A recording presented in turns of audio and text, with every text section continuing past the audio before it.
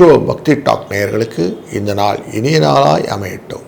வணக்கம் சிம்மராசி அன்பர்களே, இந்த வாரம் அப்படிங்கிறது 2/3/2026 8/3/2026 வரைக்கும் ஆயில்ய நட்சத்திரத்திலிருந்து சுவாதி நட்சத்திரம் என்கிற நட்சத்திரம் கடகராசியிலிருந்து துலாம் ராசி வரைக்கும் சந்திரனின் பயணம். உங்கள் ராசியின் 12ஆம் இடத்திலிருந்து உங்கள் ராசியினுடைய 3ஆம் இடம் வரைக்கும் செல்ல போகிறார். அப்போ முயற்சி ஸ்தானத்து வரைக்கும் அவர் தொட போகிறார்னு அர்த்தம். விரயஸ்தானத்திலிருந்து வருகிறார். உடல் ஆரோக்கியத்தை பற்றின எண்ணங்கள் மனதில் நிறைய வரும். உங்கள் ராசியின் நாதனே ராசியை பார்க்குறார். கும்பராசியிலேருந்து பார்த்துட்டு இருக்கிறார் சூரியன். இந்த மாதத்தில் அப்படி தான் இருக்கும் இல்லையா? அப்போது அவரை குரு பார்க்குறார், லாபஸ்தானத்திலேருந்து பார்க்குறார். ஸோ அந்த காம்பினேஷன் வேறு இருக்குது. அப்போது எப்படி இருந்தாலும் உங்களுக்கு பல விதத்திலும் அதிகாரத்தை கைப்பற்ற வேண்டும் என்ற எண்ணம் உண்டாகும். புகழை சேர்த்து கொள்ள வேண்டும் என்ற எண்ணம் உண்டாகும். சமூகத்தில் நான் தனியாக தெரியணும் அப்படின்னு பொதுஜன தொடர்பு அப்படின்னு சொல்லக்கூடிய எண்ணத்தை கொண்டு வரும். கொஞ்சம் கர்வத்தையும் கொடுக்கும். அதுக்காக என்ன செலவானது பரவாயில்ல அப்படிங்கிற அந்த லிபரேஷனும் கொடுக்கும். இந்த மாதிரி ஒரு சூழ்நிலை தான் இப்போது உங்களுக்கு இருக்குது. இந்த வாரம் கரெக்டாக அதை கேபிட்டலைஸ் பண்ண போகிறீங்க.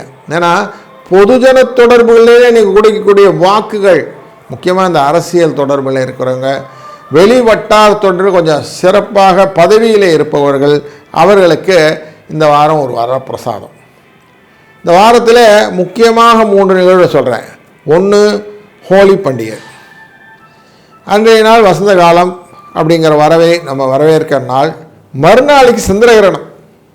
உங்கள் ராசிக்குள்ளே தான் இந்த சந்திர கிரகணம் நடக்க போகுது.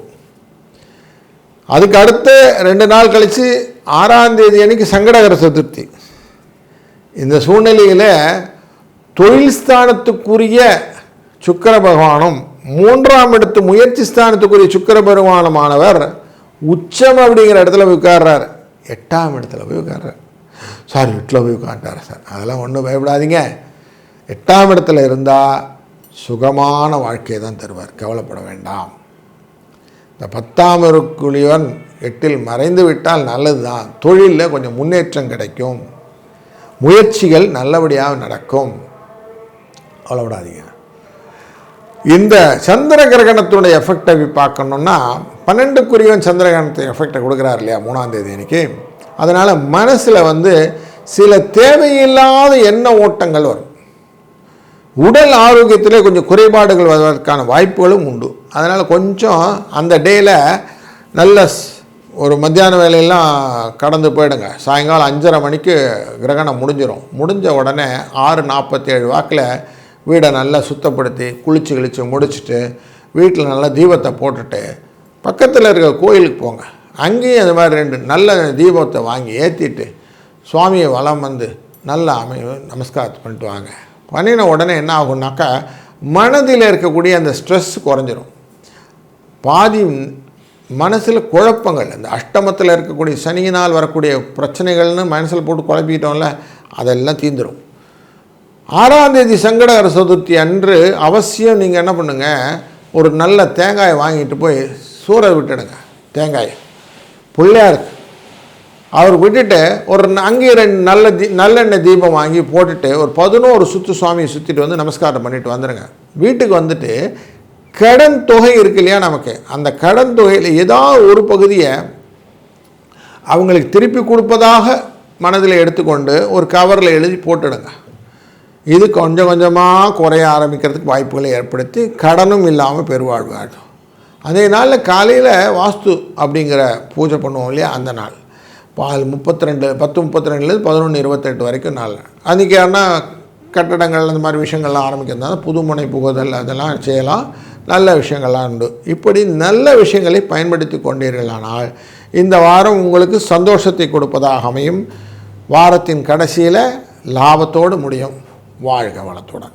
வணக்கம் கன்னிராசி அன்பர்களே, இன்றைய நாளிலே பார்க்கும்போது 2ஆம் தேதி மார்ச்லேருந்து 8ஆம் தேதி மார்ச் வரைக்கும் இருக்கக்கூடியது, அதாவது திங்கட்கிழமையிலே ஞாயிற்றுக்கிழமை வரைக்கும் வாரத்தின் பலன் அப்படின்னு பார்க்க போகிறோம். பணம் எப்படி வரும், கடன் சுமை குறையுமா, தொழிலே வளர்ச்சி வருமா, சம்பள உயர்வு, இடமாற்றம் இதெல்லாம் கிடைக்குமா அப்படின்னு பார்ப்போம். இந்த சந்திரனின் எஃபெக்ட் அப்படின்னு பார்க்கும்போது ஆயில்ய நட்சத்திரம்னு கடகராசியிலேருந்து சுவாதி நட்சத்திரம்ங்கிற துளாராசி வரைக்கும் பயணம் பண்ண போகிறார். அது உங்கள் ராசியின் லாபஸ்தானத்துக்குரியவர் அந்த சந்திரன், அவருடைய பயணம்.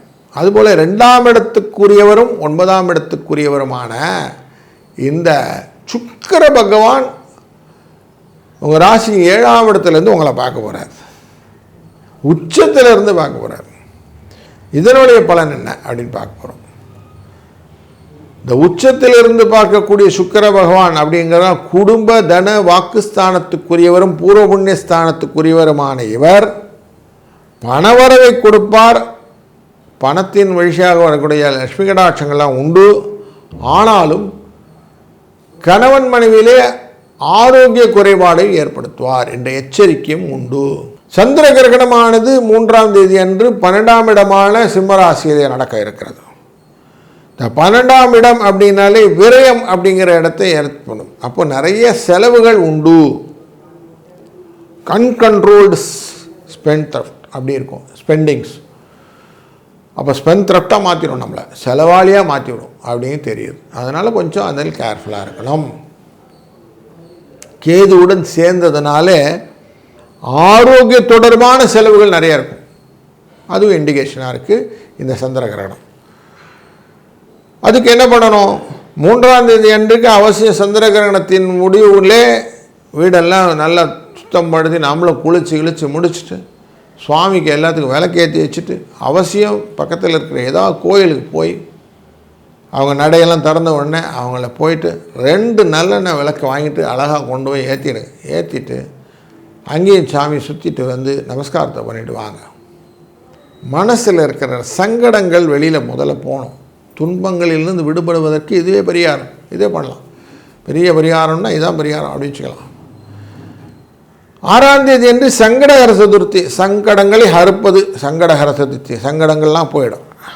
அது ஒன் மோர் சாய்ஸ் நமக்கு.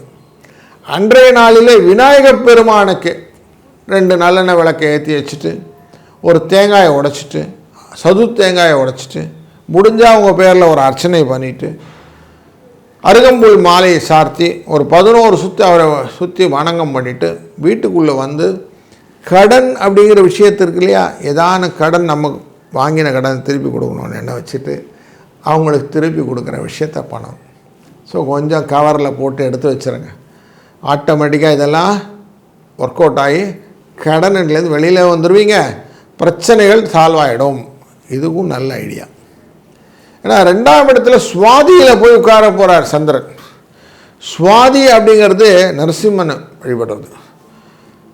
இந்த நரசிம்மனை சாயங்கால வேளையில் வழிபடுறதுனாலையும், அதுவும் பர்டிகுலராக இந்த வாரத்தில் சாயங்காலம் அவசியம் நரசிம்மர் கோயிலுக்கு போயிட்டு வந்தாங்க கூட உங்களுக்கு பல விதத்தில் ஆரோக்கிய குறைபாடுகள் சீராகிவிடும் அப்படிங்கிறத இண்டிகேஷன் தெரியறதுனால இந்த வாரத்தை இப்படி பயன்படுத்தி கொள்ளுங்கள். நல்லதே நடக்கட்டும். வாழ்க வளத்துடன்.